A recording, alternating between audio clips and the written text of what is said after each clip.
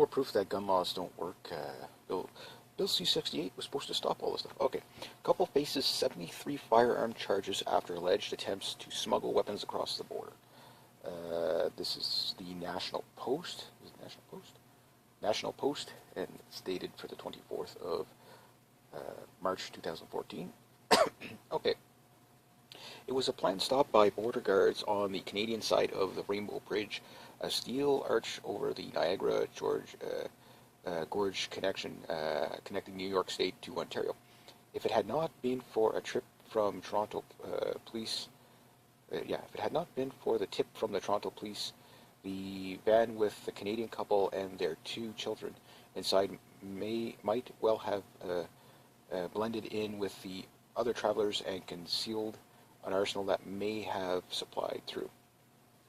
Okay, so the Rainbow Bridge is popular with tourists and vacationers because of all the commercial trucks are diverted to other less scenic crossings. As it was on Sunday, March 16th, the van was stopped and searched by Canadian Border Services Agency officials. 6 handguns were found hidden inside, and 7 pistols found on the father, according to the police. Pants had fallen down. Okay, also found were 2 hand grenades, ammunition, and overcapacity magazines. Here in Canada, anything more than 5 rounds for a centerfire semi-automatic rifle is the max we can have. So what you would call a standard capacity magazine for an AR-15 is overcapacity for regulations in Canada. We can have the magazine, but it has to be pinned to 5 rounds. So I won't get too far into that, but just so you know. So when you hear the terminology, not everybody has U.S. gun laws, just so you know. So anyway, overcapacity magazines for holding bullets and knives, police said. Until the hand grenades were found to be inert, several lanes of the border crossings were closed. A search warrant for the couple's home in Portland Station, I don't know what that is, listed now was virtual ghost town. Okay, yeah, so they gave Paul's address, okay, 145 kilometers north of Toronto. Okay, turned up another 34 guns, including 20 handguns and hundreds of rounds of ammunition. The hundreds of rounds of ammunition, you got to take that with a grain of salt, because you can buy a briquette of 500 rounds for 22. So, who knows what they have. An investigation of the guns by the Toronto Police Firearms Enforcement Unit tracked 5 guns allegedly smuggled into Canada by the same couple that had been found at a crime scene in Toronto and Peel region. To the west of the northwest of Toronto, police said.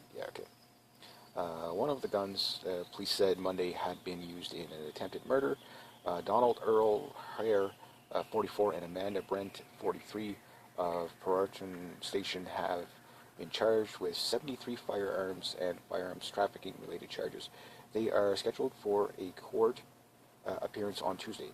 Police are still investigating and have asked the public to forward any information. Toronto Police Firearms Enforcement Units with the CBSA and the U.S. Bureau of Alcohol, Tobacco, Firearms, and Explosives, Peel region. We do joint border kind of cooperation, so to speak. Police Services and Provincial Weapons Enforcement Unit, National Post. That's the article. Okay, so I'm not going to say that these people don't deserve to be charged with something. Obviously not. Technically, you could argue that, okay, although I'm looking at some of these guns, most of these guns, including the handguns, so I'll show you the picture here. Okay, most of those guns are considered non-restricted here in Canada, meaning they're legal guns. Where the criminal part of this is that these are not, they're not documented, they're not registered, they're not, so there's mostly paper crime. Now, as far as the hand grenades, okay, yeah, you can get them on that one, sure. As far as the little scorpion, now, if that's a real scorpion, a Scorpion 61, well, then that would be an illegal a prohibited firearm, but that could be a legal one too, because we can buy the Scorpion in a semi-automatic version. I think it's something 61 anyway. The civilian version is a little different. Magazines, again, you can't tell if these things are pinned to 5 rounds or not just from the picture, rounds and stuff. So basically, the main crime here is that they're not documented. So, people bought them somewhere in the States and they brought them by. Now, maybe you're probably looking at these people are criminals because they supplied people that committed crimes with them. Well, that's a tricky one, because that one you have to prove intent that these people knew the person they were selling to was going to commit a crime. Now, with that said, okay, here's where the rub comes, where, okay, all these things are, let's say, right now, all these things are illegal, because these people, I don't even know if these people had a firearms license or not.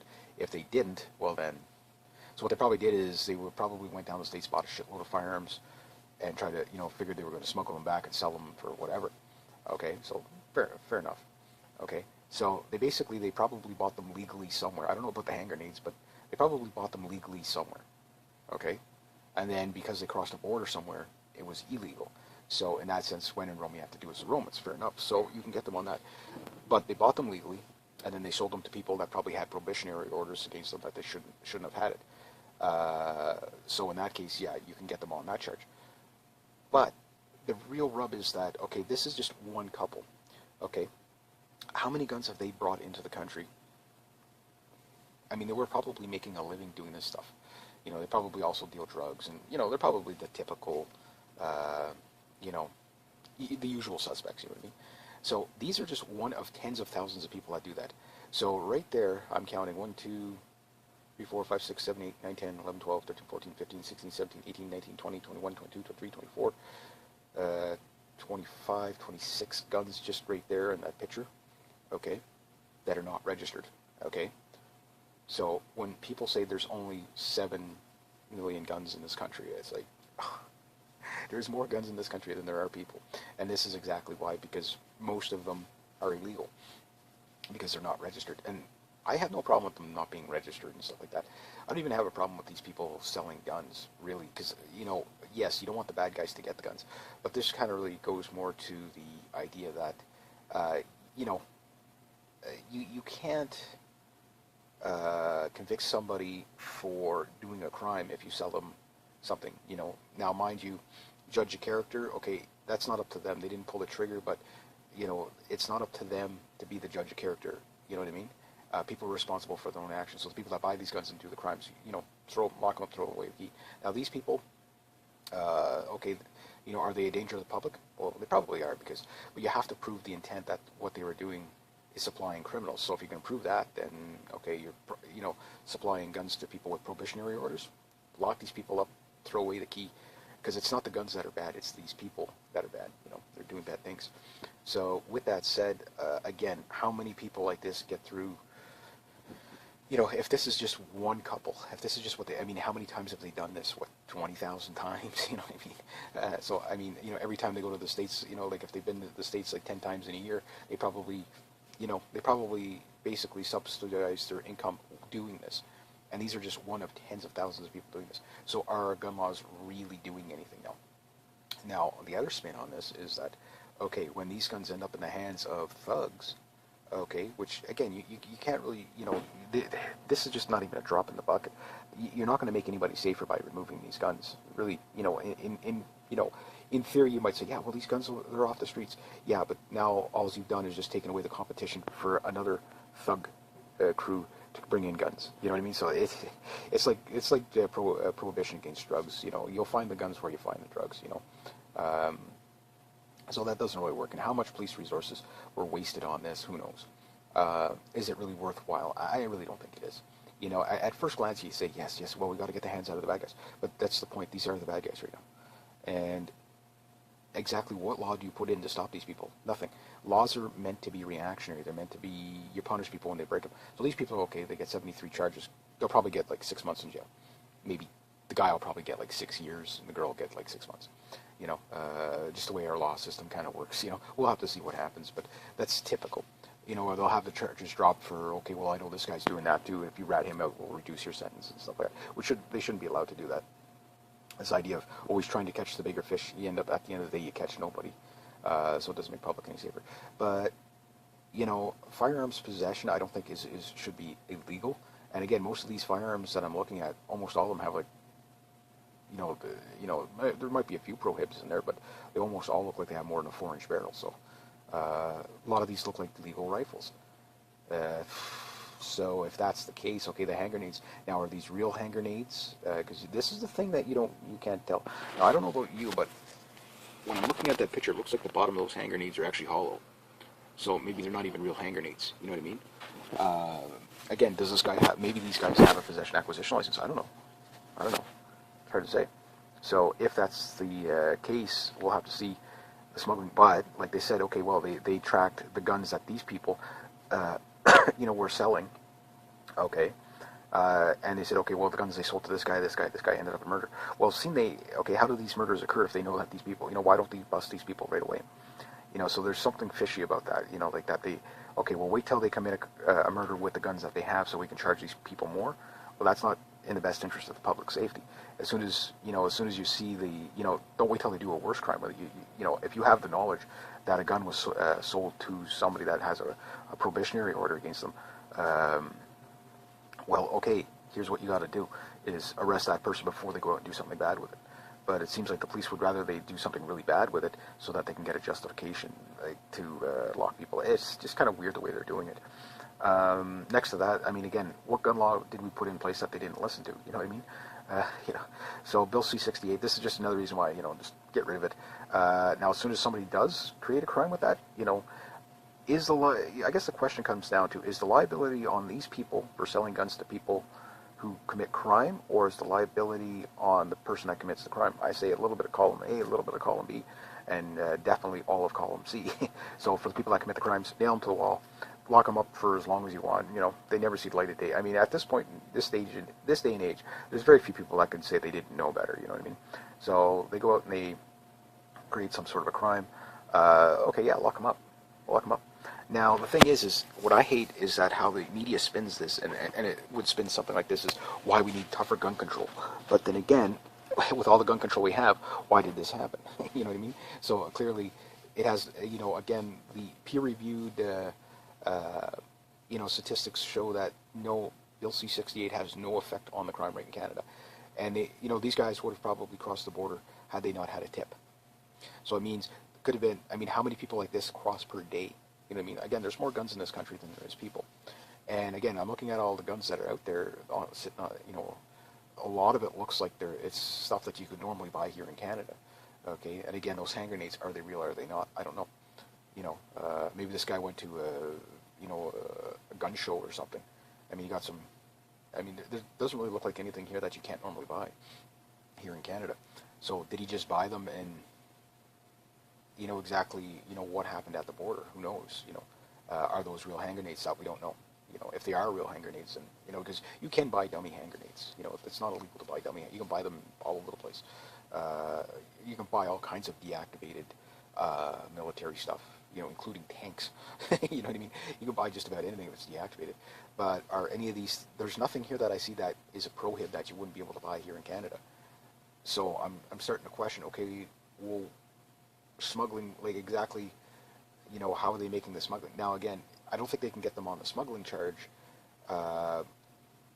unless they can get them on the trafficking charge where they're selling to people with probationary orders. And at that case, yeah, for sure, sell them.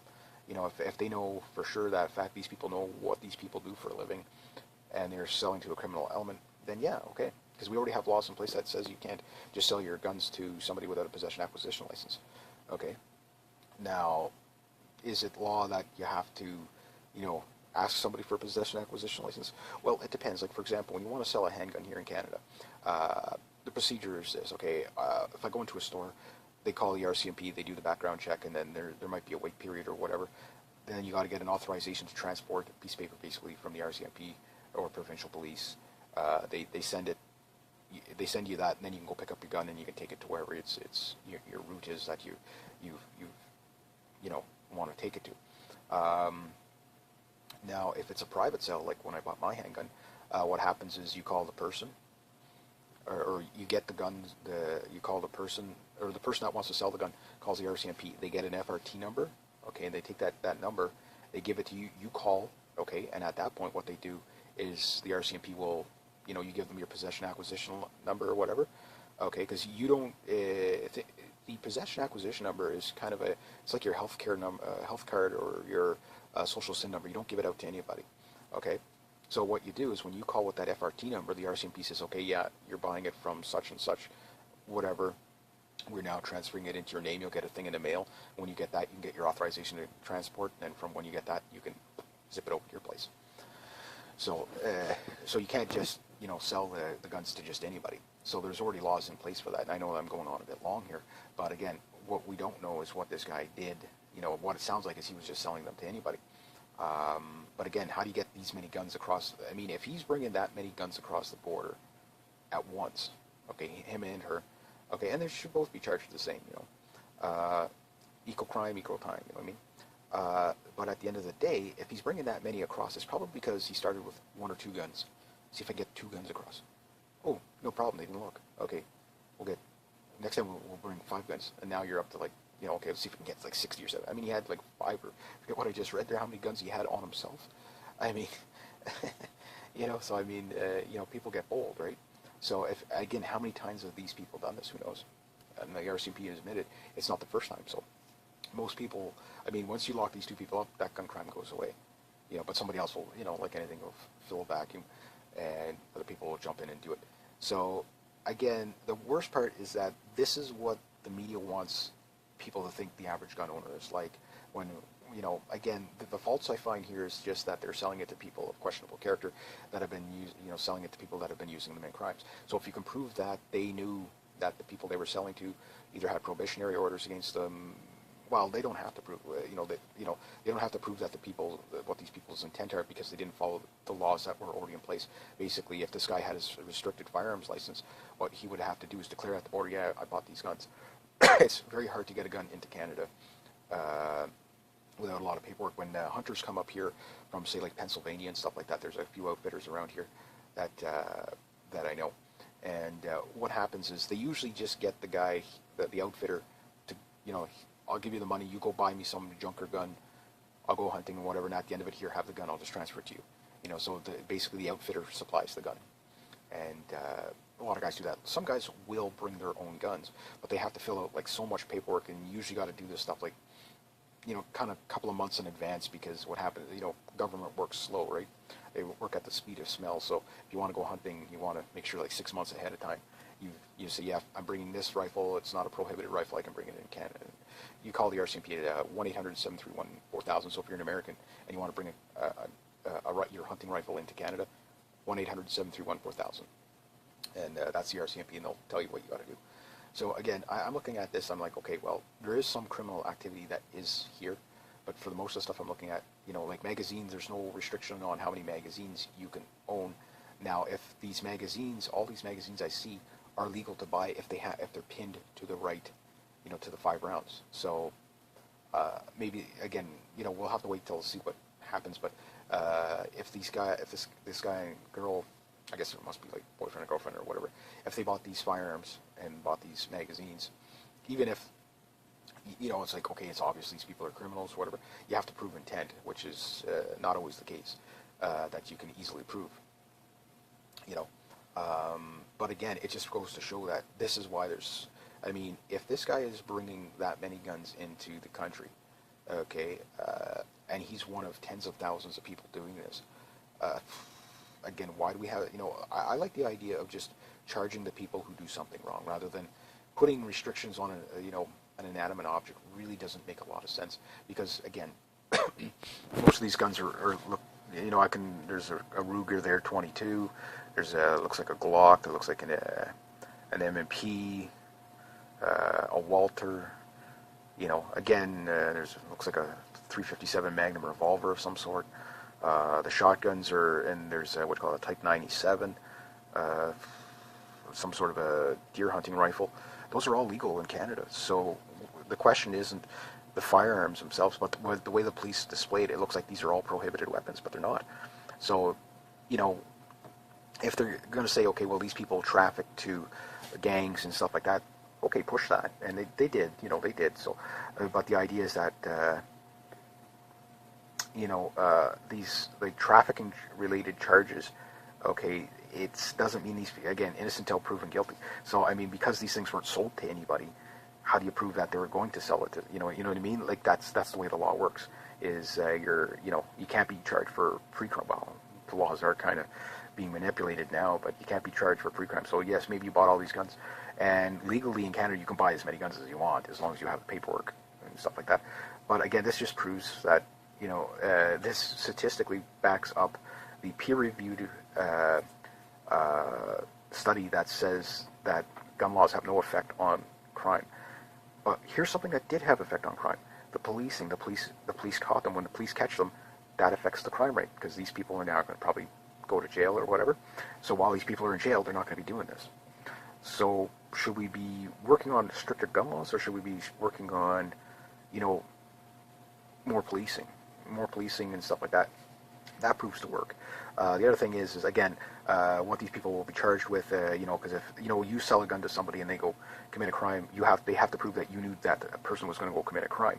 However, they can get them on the trafficking charges of selling guns to people who have either no firearms license or whatever. But again, you have to prove all that, right? So, but to me, I just see this more of, you know, a chance to demonize gun owners, like the people who didn't do it, because this is like two people. There's still another, you know, 2 million of us that are not in this category. So I just thought it was an important video to make. So again, we'll have to wait and see what happens with it. But more proof that gun laws simply don't work. They're reactionary. So, all right. So anyway, there we go. I'm babbling now. So rate, subscribe, share, comment, like. There we go. Okay. Hi and welcome. More proof that gun laws don't work. Bill C-68 was supposed to stop all this stuff. Okay. Couple faces 73 firearm charges after alleged attempts to smuggle weapons across the border. This is the National Post. Is it National Post? National Post, and it's dated for the 24th of March 2014. Okay. It was a planned stop by border guards on the Canadian side of the Rainbow Bridge, a steel arch over the Niagara Gorge connection, connecting New York State to Ontario. If it had not been for a trip from Toronto police, if it had not been for the tip from the Toronto police, the van with the Canadian couple and their 2 children inside might well have blended in with the other travelers and concealed an arsenal that may have supplied through. Okay, so the Rainbow Bridge is popular with tourists and vacationers because of all the commercial trucks are diverted to other less scenic crossings. As it was on Sunday, March 16th, the van was stopped and searched by Canadian Border Services Agency officials. 6 handguns were found hidden inside, and 7 pistols found on the father, according to the police. Pants fall down. Okay, also found were 2 hand grenades, ammunition, and overcapacity magazines. Here in Canada, an overcapacity, anything more than 5 rounds for a centerfire semi-automatic rifle is the max we can have. So what you would call a standard capacity magazine for an AR-15 is overcapacity for regulations in Canada. We can have the magazine, but it has to be pinned to 5 rounds. So I won't get too far into that, but just so you know. So when you hear the terminology, not everybody has U.S. gun laws, just so you know. So anyway, overcapacity magazines for holding bullets and knives, police said. Until the hand grenades were found to be inert,